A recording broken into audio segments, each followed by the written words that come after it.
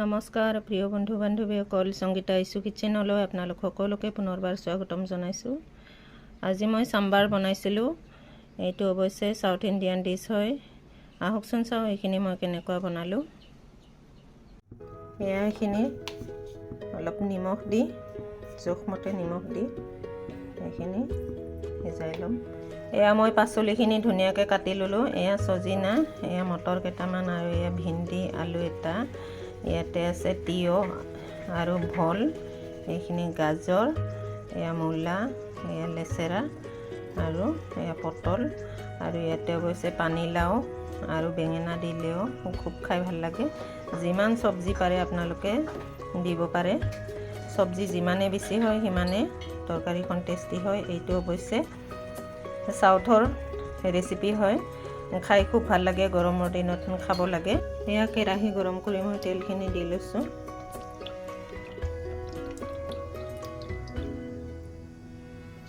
চব্জিখিনি ধুনীয়াকৈ ভাজি ল'ম। এয়া তেলখিনি গৰম হৈ গ'ল। ইয়াতে মই জিৰা কেইটামান দি দিছোঁ আৰু শুকান জলকীয়া দুটা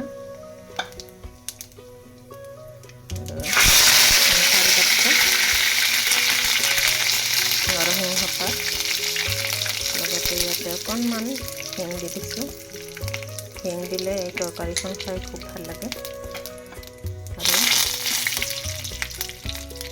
আৰু কেঁচা জলকীয়া 3টা আৰু এয়া পিঁয়াজখিনি মই এনেকুৱা ডাঙৰ ডাঙৰকৈ কাটি লৈছোঁ।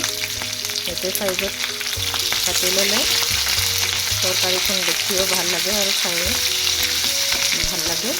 সেইকাৰণে মই এনেকৈ কাটি দিছোঁ।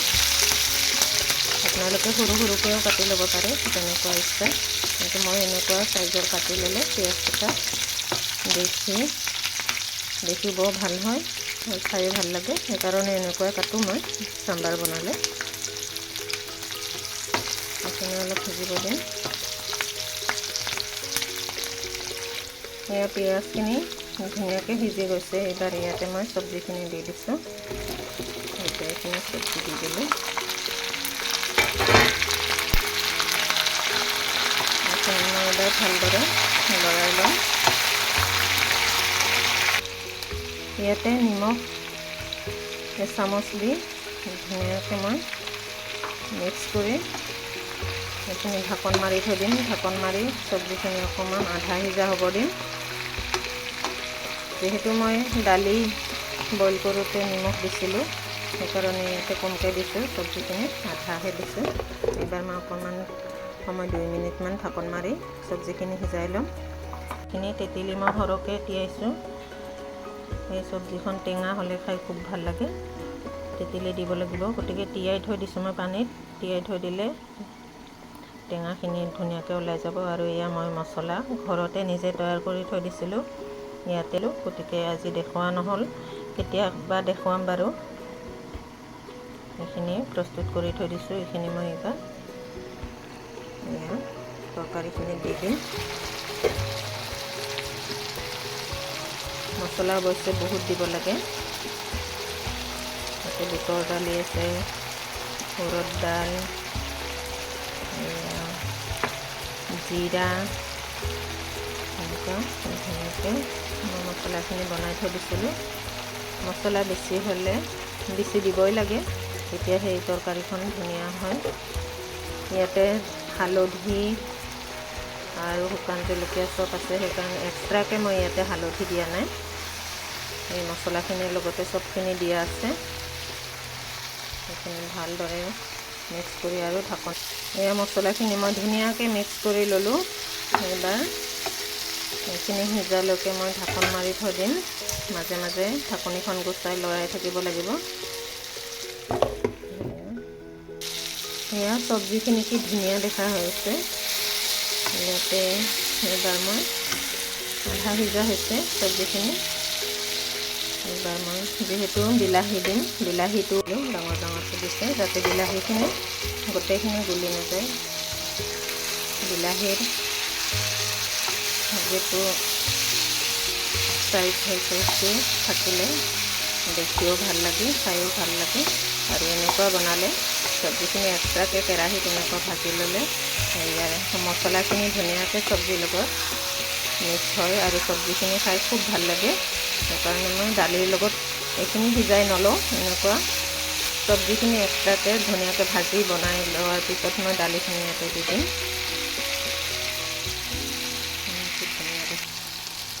সেয়া চব্জিখিনি আধা সিজা হৈছে, এইখিনি মই 10 মিনিটমান ধুনীয়াকৈ ভাজি ল'লোঁ। এইবাৰ মই ইয়াতে দালিখিনি দি দিলোঁ, বইল কৰি থৈ দিয়া। চব্জিখিনি আধা সিজা হওঁতে দিব লাগে, তেতিয়া দালি আৰু চব্জি ধুনীয়াকৈ মিক্স আপ হয়। নহ'লে চব্জিখিনি গোটেই গুলি ঢিলা হৈ গ'লে, ভাঙি গ'লে তৰকাৰীখন খাব ভাল নালাগা হয়। অলপমান চব চব্জি গোটা গোটা হৈ থাকিলে ভাল লাগে। সেইকাৰণে চব্জিখিনি আধা সিজা হওঁতে দালিখিনি দি দিব লাগে। এবাৰ এইখিনি মই ঢাকোন মাৰি থৈ দিম আৰু 10 মিনিটমান লাগিব। এয়া মোৰ তৰকাৰীখন ধুনীয়াকৈ হৈয়ে গ'ল।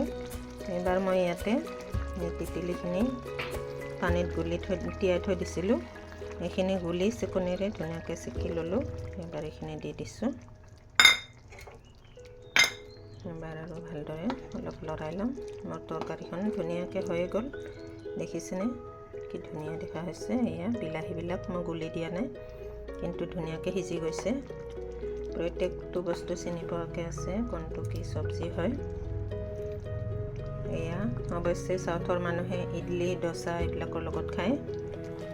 আমি এতিয়া ভাতৰ লগতে খাম। অৱশ্যে আজি ডোচা বনোৱা নহ'ল, কেতিয়াবা ডোচা ৰেচিপিয়ে দেখাই দিম। ডোচাৰ পাউডাৰো মই নিজে ঘৰতে তৈয়াৰ কৰিলোঁ। এনেকুৱা ঘৰত বনাই খালে আমি নিজৰ পচন্দৰ চব্জি বা নিজে যিমান ইচ্ছা সিমান চব্জিৰ পৰিমাণটো বঢ়াই ধুনীয়াকৈ এই তৰকাৰীখন সোৱাদ লগাকৈ বনাই খাব পাৰোঁ। গতিকে আপোনালোকে কেনেকুৱা পালে লাইক, শ্বেয়াৰ আৰু কমেণ্ট কৰি জনাব।